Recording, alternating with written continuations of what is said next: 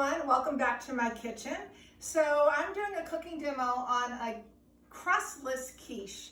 So the crust is only a bunch of flour and fat. We don't need it anyhow, so we're going to go without. Also, quiche is a wonderful source of calcium and some vitamin D. So I was going to talk a little bit about osteoporosis, and attached to the recipe is also an information sheet on osteoporosis as well as vitamin D.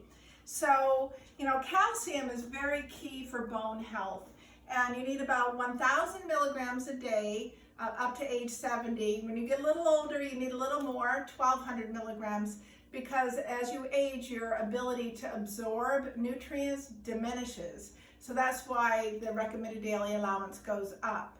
So it's best to divide your calcium intake throughout the day for best absorption. If you do take calcium supplements, really not recommended to take more than 500 milligrams at one time because it's sort of a waste. You're not going to absorb more than 500 milligrams. And also, it's best to take with food. The only exception to that is calcium citrate, which can be taken at any time. And most of the time, calcium is combined with vitamin D. So vitamin D, is hard to get enough of vitamin D. So vitamin D, you need 600 international units, or IUs, to 800 IUs a day. And vitamin D is a fat-soluble vitamin. You'll find it as a supplement in milk and some juices and oils. But other than that, very hard to get. So you might need to get a multivitamin with 600 to 800 international units to meet your needs.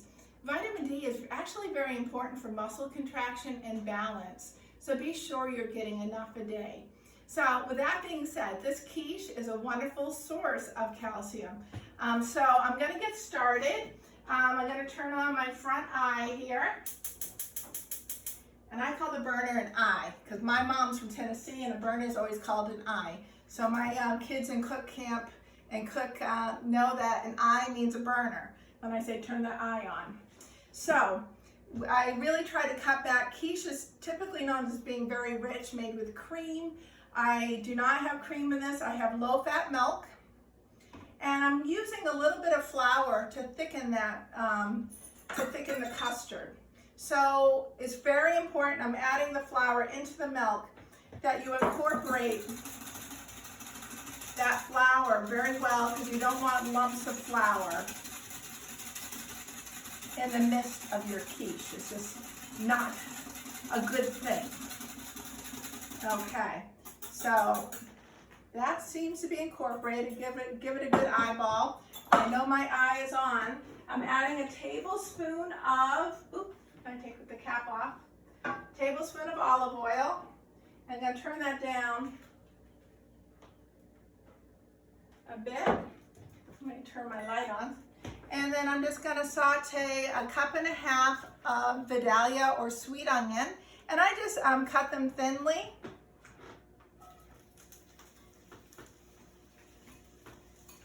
And I'm just going to let these cook on their own for a little bit. And while we let those simmer or cook all happily together, we can put the rest of this together. So the milk and the eggs will form a custard. The other way I cut back on fat is I did 2 whole eggs and 2 egg whites. So the fat in the egg is always from the yolk, and the white has all your amazing protein. So I'm going to throw everything together into this nice, I love red, there you go. And it has a nice sort of spout there, so I can pour it into my dish well. There's my, I think I'm going to throw this in here too, so I can mix my flour in. I saw a little residue there. Look at that some of my flour did not get all incorporated. However, we have a solution. I'll just throw my eggs in there. So that's your basis of your custard. Your custard is always milk and eggs. I didn't try this with soy milk. I'm sure it would be just fine with soy or almond milk. So these onions will take about 5 minutes or so. You want to cook them until they are sort of soft.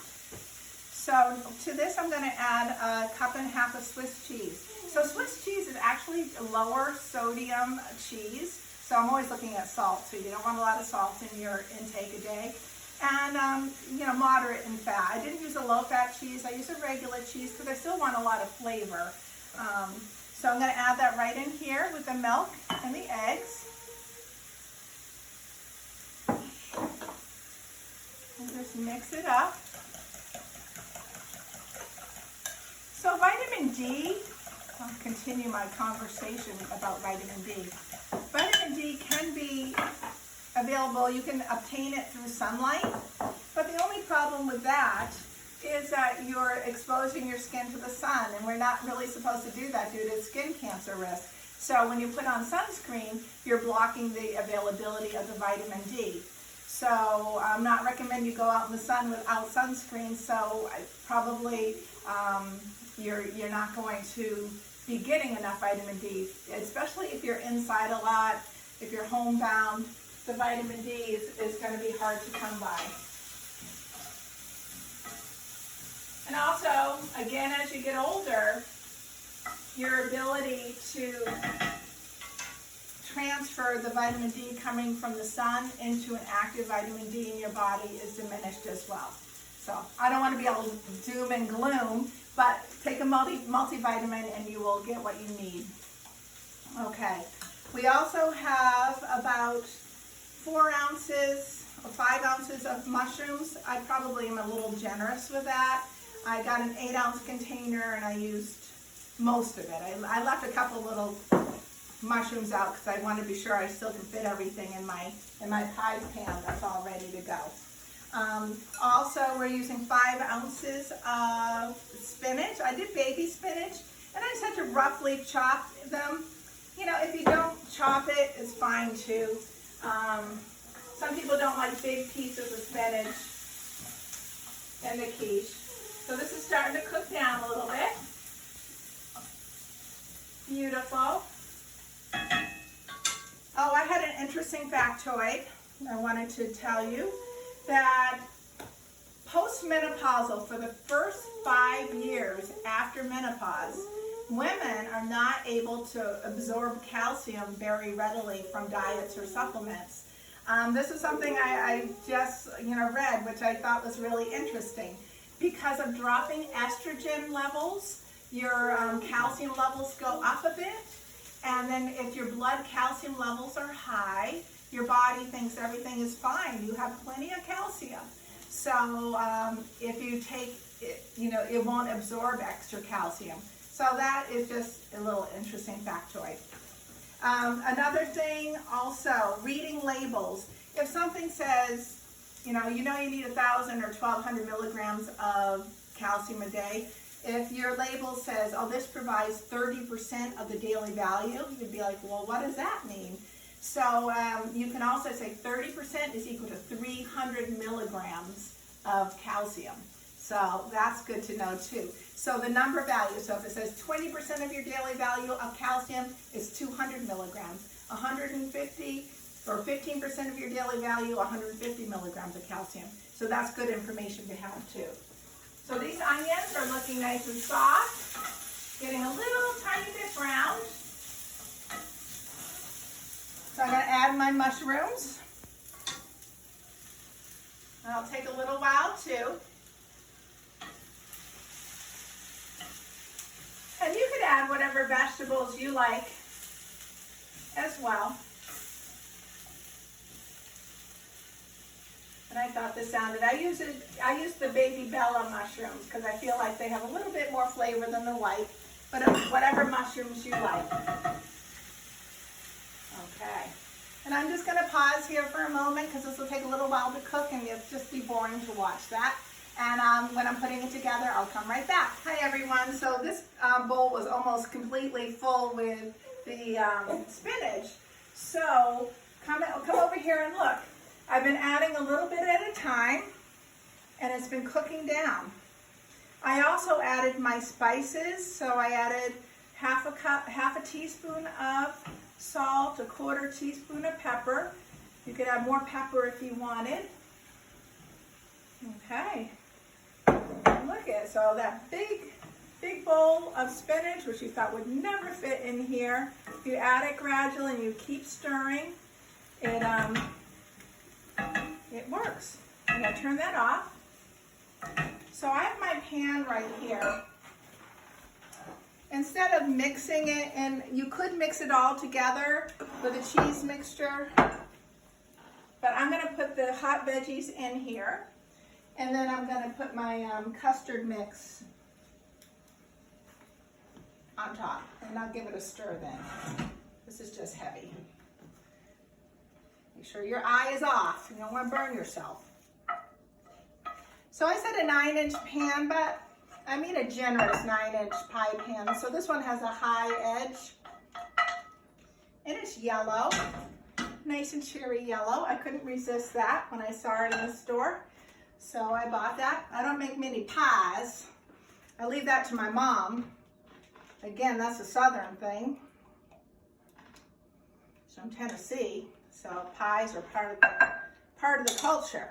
So here is my mixture of the cheese and the eggs and the milk.